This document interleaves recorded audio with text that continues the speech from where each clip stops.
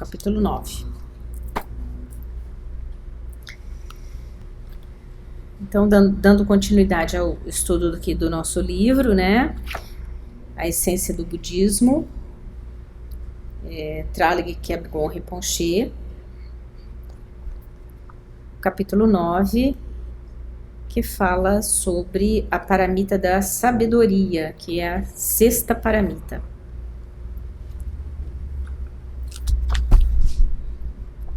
A sexta paramita envolve meditação do discernimento, ou Vipassana.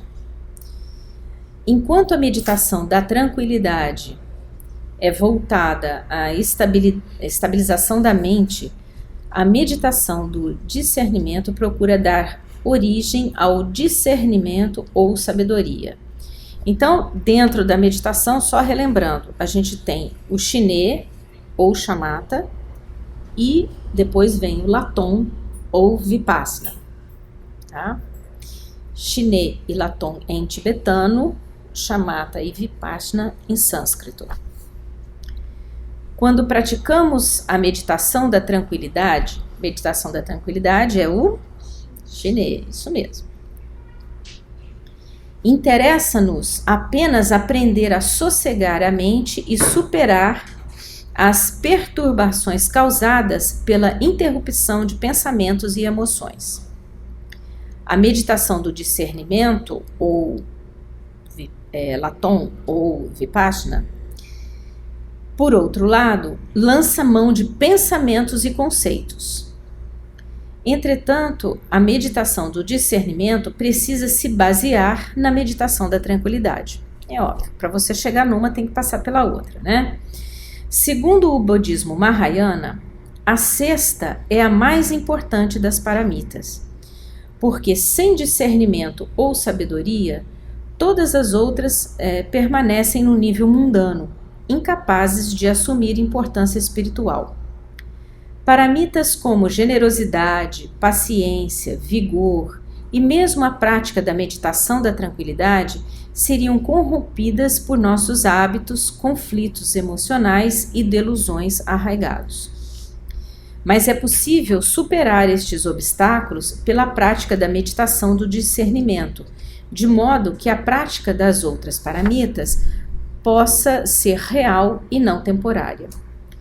A meditação do discernimento envolve formas de reflexão e contemplação, usando pensamentos e conceitos e, com o seu cultivo, começamos a compreender mais sobre nós e nossa relação com a realidade e o mundo externo.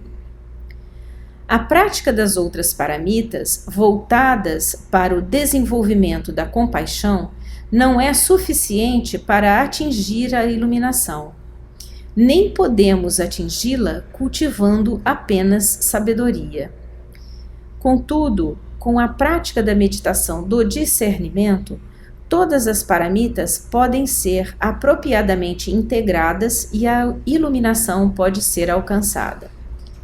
Sabedoria e compaixão devem andar lado a lado, como eu já disse. Esse é um ponto importantíssimo. Muitas vezes criticam-se os budistas por serem socialmente alheios.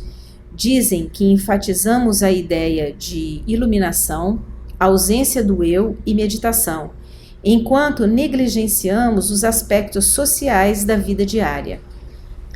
Mas a ênfase do budismo Mahayana na compaixão mostra que nosso envolvimento com outros seres humanos e seres vivos é tão importante quanto passar algum tempo em meditação solitária.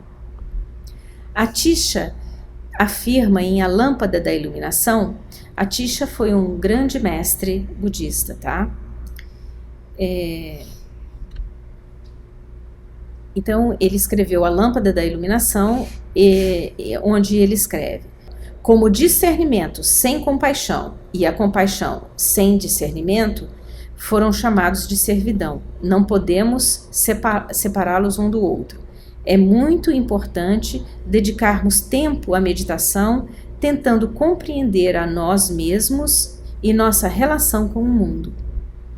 Ao mesmo tempo, é importante nos envolvermos em várias atividades físicas que serão benéficas para nós e para os outros. No budismo Mahayana, compaixão tem uma conotação maior do que em nossa compreensão normal da palavra. Nesse caso, compaixão envolve ser generoso, tolerante e compreensivo para com os outros seres. Ela não se volta somente às pessoas destituídas de bens materiais ou que estejam sofrendo aflições emocionais. Os tipos de reflexões praticados na meditação do discernimento estão relacionados ao que denominamos um meio meditativo de pensar. Em vez de ser especulativo, é um meio de pensar relacionado à vida prática. Isso significa que engajar nesses tipos de reflexões deve ter um efeito imediato em nossa transformação, deve transformar nossa visão de nós mesmos e do mundo.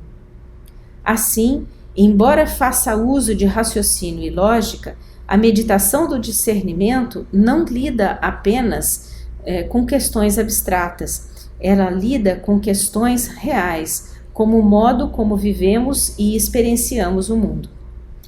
Por esse motivo, na meditação do discernimento, contemplamos a questão: em que consiste o eu?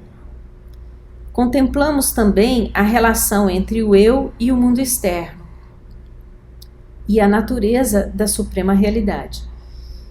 Esse tipo de reflexão é considerado muito importante, mesmo que meditemos há muito tempo.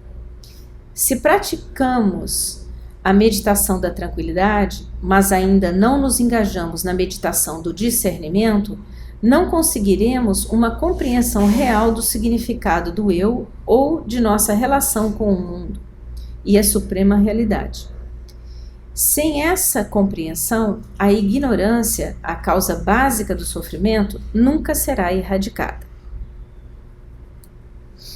Ou seja, o que a gente viu até agora, a gente parece até meio repetitivo, mas isso é importante porque é básico, né? A gente tem os dois tipos de meditação, o Shiné e o Laton. O Shiné é o princípio básico, onde a gente tenta acalmar a mente da gente através da respiração, através de focar. Então, são os primeiros passos. Depois vem o Vipassana, que é o Laton, onde a gente começa a fazer questionamentos investigativos a respeito da mente, do eu. E aí a gente abre um leque de possibilidades de estudo, né?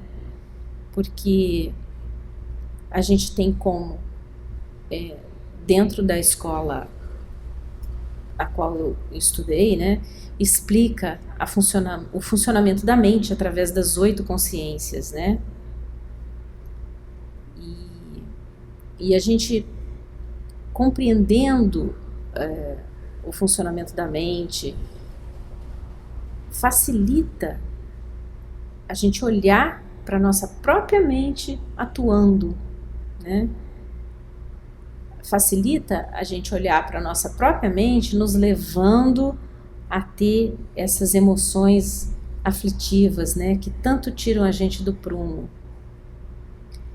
E aí é que eu falo, onde é que está o ganho disso, né? Porque na meditação você sempre tem um ganho, né? Tem que ter um ganho.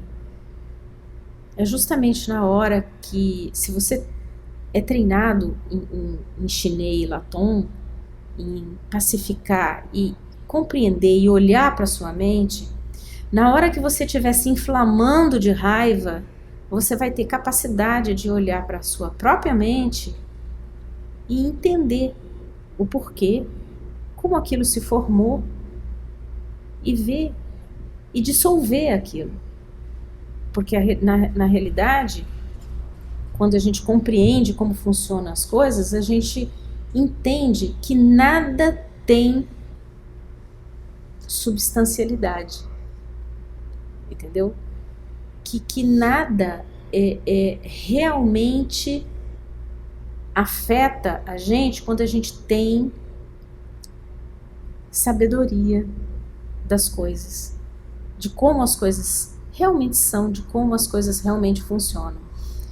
Então, entender como a nossa mente funciona vai nos dar a oportunidade de, no nosso dia a dia, olhar para a nossa própria mente, reagindo às situações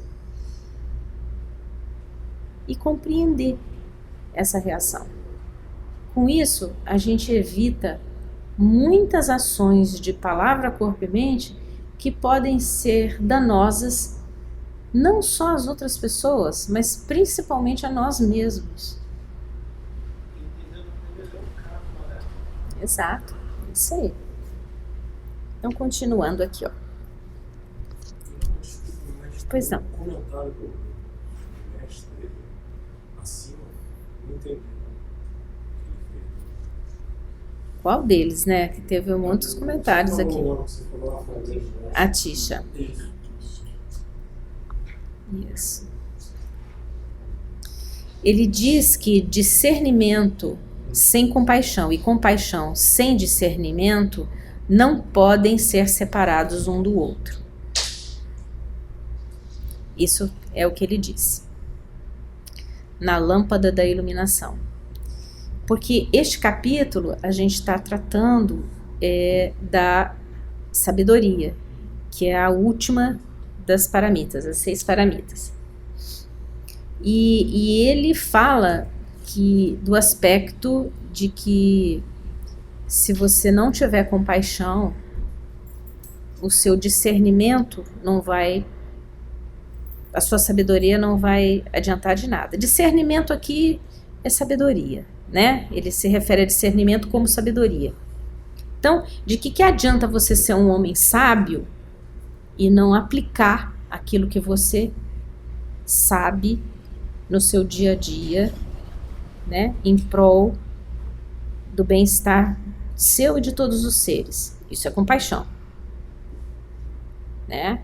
Então você tem que ter sabedoria. Você tendo sabedoria, você vai saber aplicar isso de maneira eficaz, não só para os outros, como para você também. Então, o homem sábio que não aplica o que sabe para o bem dos seres, ele, na realidade, ele é um homem que não é sábio, né? Agora, de que adianta você ter também uma imensa compaixão por uma pessoa sem sabedoria? Você não vai saber aplicar a sua compaixão. Um exemplo. Tem uma pessoa com fome que é sua vizinha, né? E aí, você, movido de compaixão, você vai lá e dá o peixe para ela comer. Todo dia você vai lá e dá um peixe para ela. Então você está exercitando a sua compaixão. Porém, quando você mudar dali, não vai ter quem dê o peixe para essa vizinha. Então a sua compaixão não foi sábia o suficiente, porque não vai prover aquela pessoa para a época que você não estiver mais lá. Então, seria uma compaixão estúpida. Uma compaixão com sabedoria seria você ensinar essa sua vizinha a fazer uma vara de pescar e ensinar ela a ir até o rio e pescar a própria comida. Isso é um exemplo bem claro de como você usa a sua sabedoria com compaixão. Você ensina a pessoa a pescar o próprio peixe. Porque se você for usar só a sua compaixão dando peixe para a pessoa, o dia que você não estiver mais ali, ela vai continuar passando fome. Ficou claro? Obrigado. Então, continuando aqui.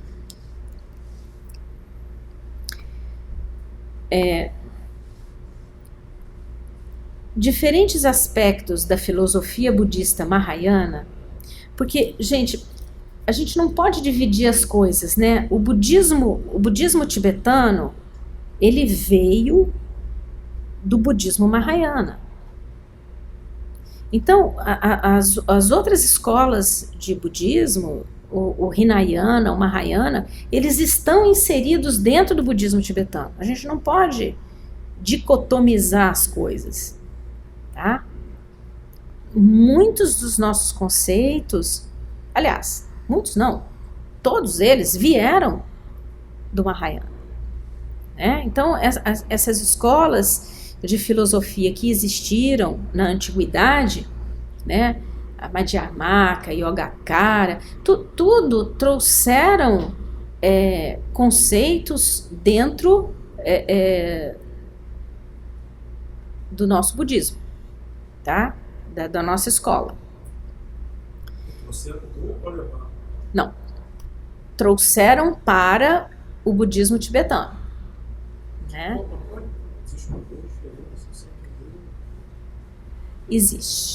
Existe algumas diferenças, sim, mas se eu for parar para explicar essas diferenças agora, a gente vai fugir um pouquinho daqui, né? Então, vamos continuar aqui, depois a gente pode até conversar a esse respeito.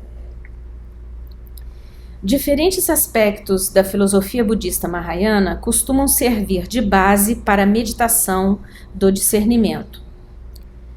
Há duas escolas principais do budismo Mahayana. Uma é a Madhyamaka, a escola do caminho do meio, e a outra denomina-se Yogacara ou Chittamatra. Comecemos pela Madhyamaka. Agora ele vai tentar explicar um pouquinho dentro dessas filosofias o que seria a sabedoria.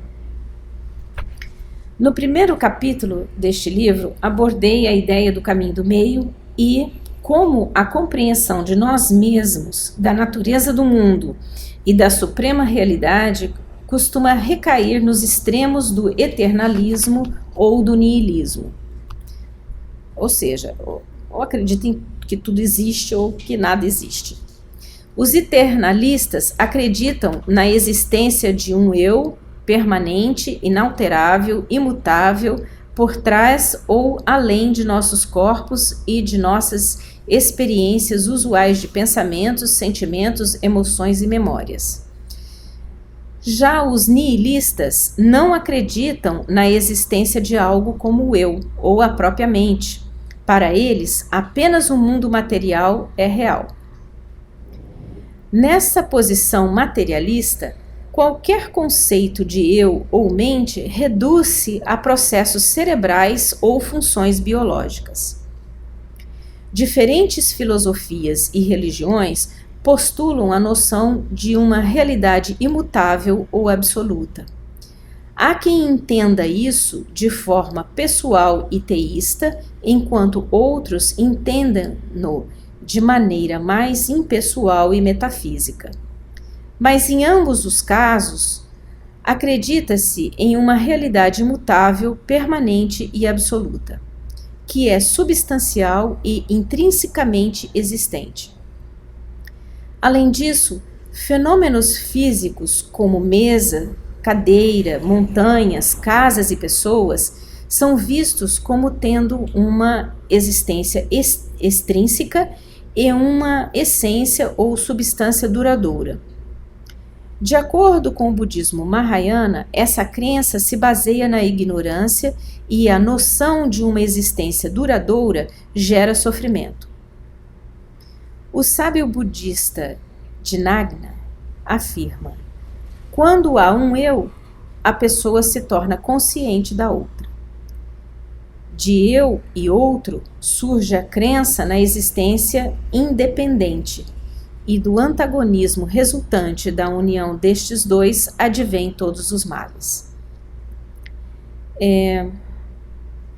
Só para a gente caminhar junto aqui com o livro, né? O que ele disse até agora, ele vai tentar explicar, na realidade, o que ele está trazendo aqui de explicações dentro deste capítulo, através da sabedoria, a gente chegar ao conceito de vacuidade. Mas para chegar lá, ele começa bem do básico.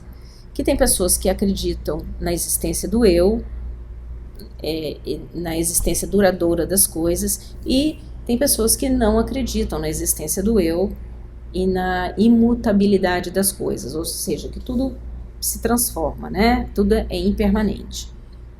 Então, são dois conceitos diferentes, tá? E,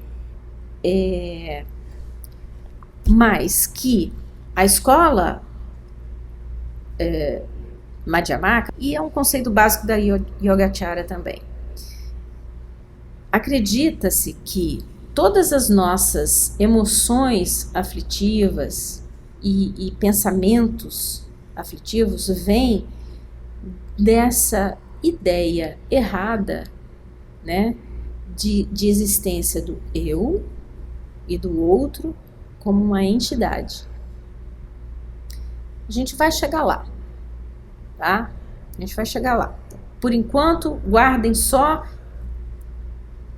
esses conceitos, que a gente vai esmiuçar isso ao decorrer deste capítulo e dos próximos, porque agora a gente está entrando assim num ponto assim crucial dentro da filosofia, que é a sabedoria através da vacuidade, né?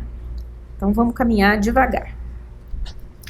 De nossas emoções conflitantes, nossas sensações de ansiedade, desenraizamento e alienação, advém essa noção fundamental de um eu preso em nosso corpo e totalmente independente do mundo externo. A formação desses conceitos dá origem a todo tipo de emoções conflitantes, como avidez, apego, desejo de certas posses, aversão, hostilidade e tentativa de evitar o que nos desagrada. Daí, como observa Dinagna, advém todo tipo de mal e sofrimento. A filosofia de Madhyamaka usa o conceito de vazio como um remédio terapêutico para esses males das criaturas do samsara. Perceber que nenhuma essência é intrínseca aos objetos empíricos diminui a tendência a se agarrar às coisas. Compreender o vazio permite ver o mundo como ele é e não acreditar no mundo como ele aparece às nossas mentes iludidas. Vazio ou shunyata, ou vacuidade, na filosofia Madhyamaka, não significa que as coisas não existam.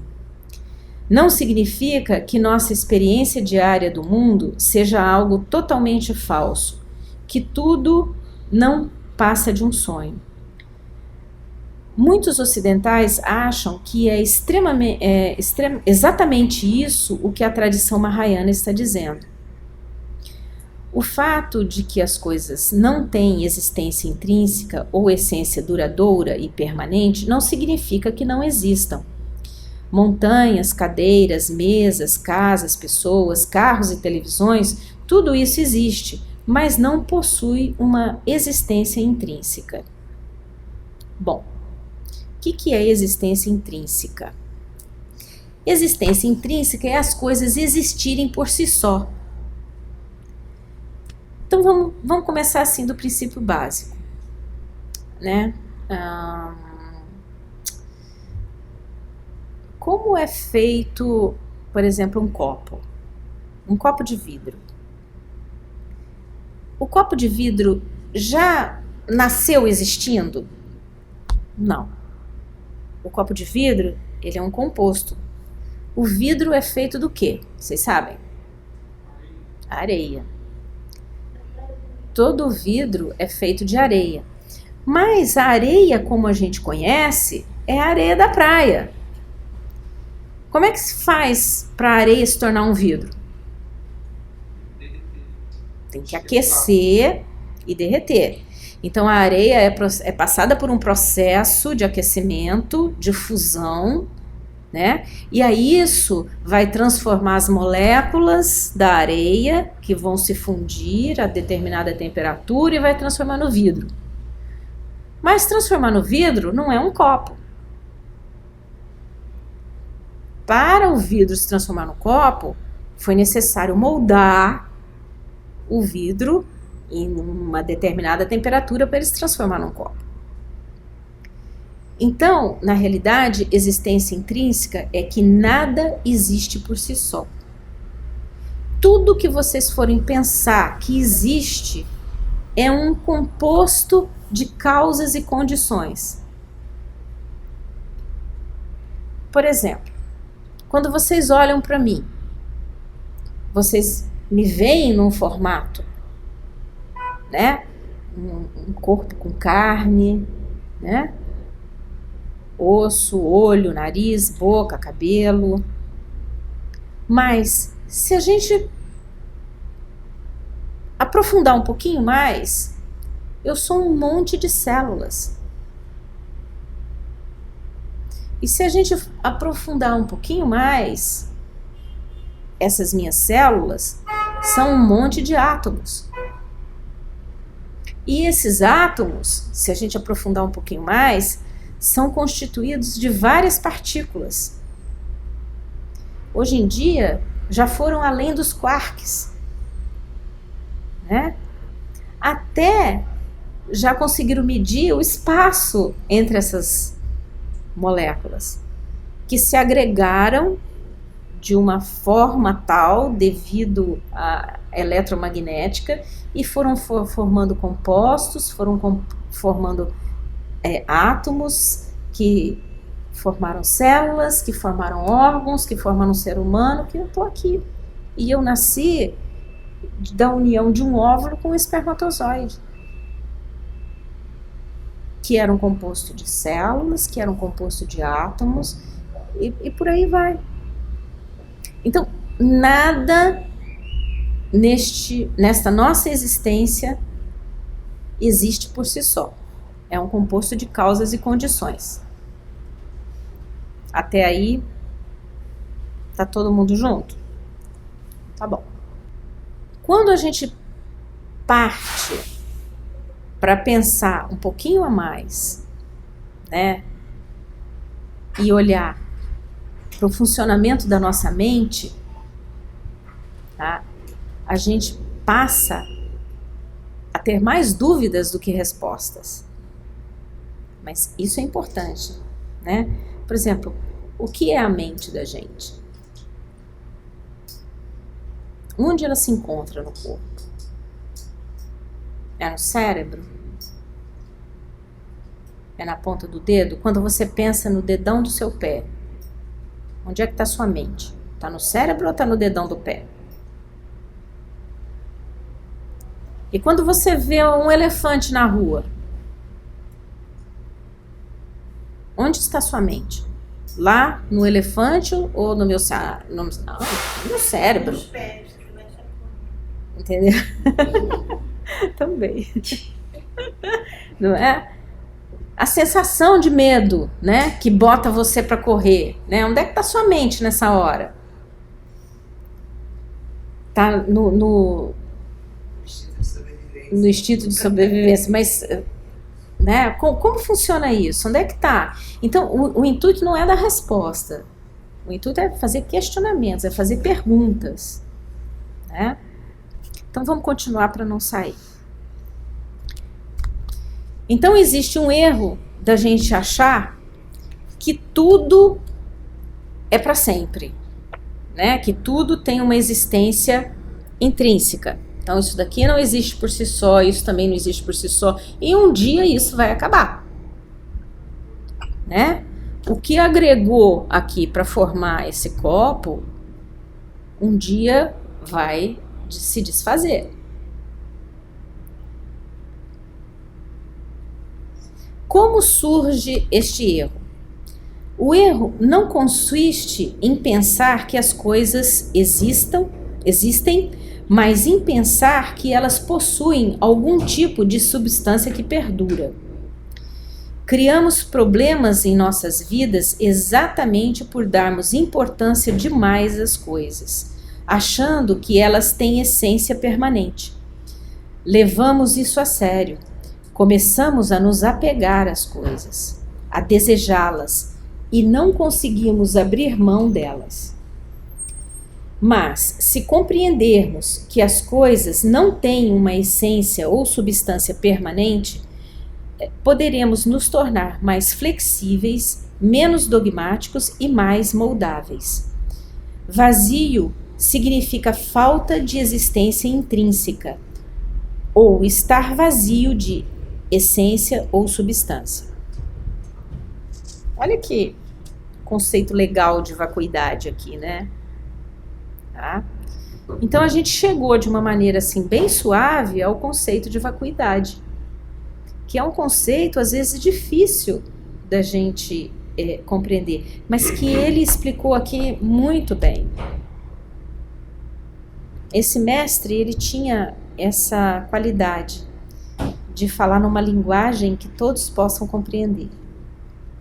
Então, continuando. A filosofia Madhyamaka usa todo tipo de raciocínio para provar que as coisas não têm uma essência permanente. Darei um só exemplo aqui relacionado à causalidade.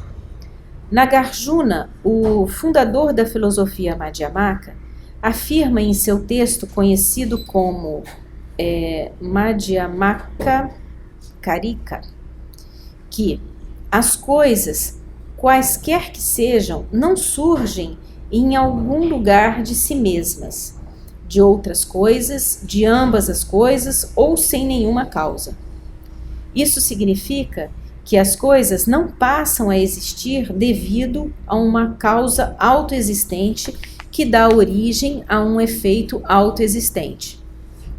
Se uma coisa passasse a existir de si própria, independentemente de todas as demais, deveria ser capaz de originar constantemente certos efeitos, o que não acontece. As coisas também não surgem de algo diferente de si, de outra entidade autoexistente. Se isso ocorresse, não haveria relação causal entre a própria coisa e a outra. Pode parecer um jogo de palavras difíceis aqui, mas na realidade ele está só exemplificando assim, que um copo não nasce de outro copo.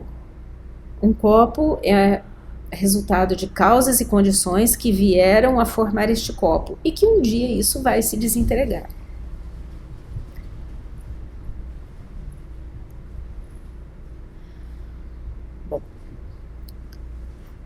Tem de haver certo tipo de relação homogênea entre causa e efeito, mas não conseguimos obtê-la se pensamos na própria coisa ou na outra coisa que lhe dá origem como autoexistentes e totalmente independentes entre si. As coisas não podem vir a existir devido simultaneamente a si próprias e às outras coisas, porque isso envolveria os defeitos das duas posições anteriores. Se uma coisa passa a existir por meio de algo diferente de si, toda a ideia de causalidade é posta em xeque e tudo se torna aleatório. Qualquer coisa é capaz de dar origem a qualquer outra coisa. Como disse Nagarjuna, isso levaria ao total colapso de toda a ideia de causalidade. Finalmente, as coisas não passam a existir sem nenhuma causa. Ou seja, resumindo, gente, às vezes o jogo de palavras pode gerar um pouco de confusão e a tradução para o português também às vezes é ingrata, né? Mas o conceito básico até agora, e que eu acho muito importante, é o conceito de vacuidade, que é o que a gente viu até agora. Que nada tem uma existência intrínseca. Nada. Nem só coisas materiais, como os nossos pensamentos, as nossas emoções. É tudo fruto de causas e condições que se juntaram e que um dia vão se dissipar. tá? Tudo que se formou hoje, um dia vai se desintegrar. E isso, a gente tem que trazer esse conceito até para nosso dia a dia, para os nossos sentimentos. Quantas vezes a gente já amou uma pessoa intensamente e depois, com o passar do tempo, não ama mais? Né? Então, não só as coisas materiais, mas os nossos pensamentos, as nossas emoções também não têm uma existência intrínseca. É tudo fruto de N fatores que colaboraram para a formação, tanto do objeto, quanto do sentimento, quanto do pensamento. Tá? E é isso que a gente vai desenvolver, tá bom? Eu acho que por hoje está de bom tamanho. Muito obrigada.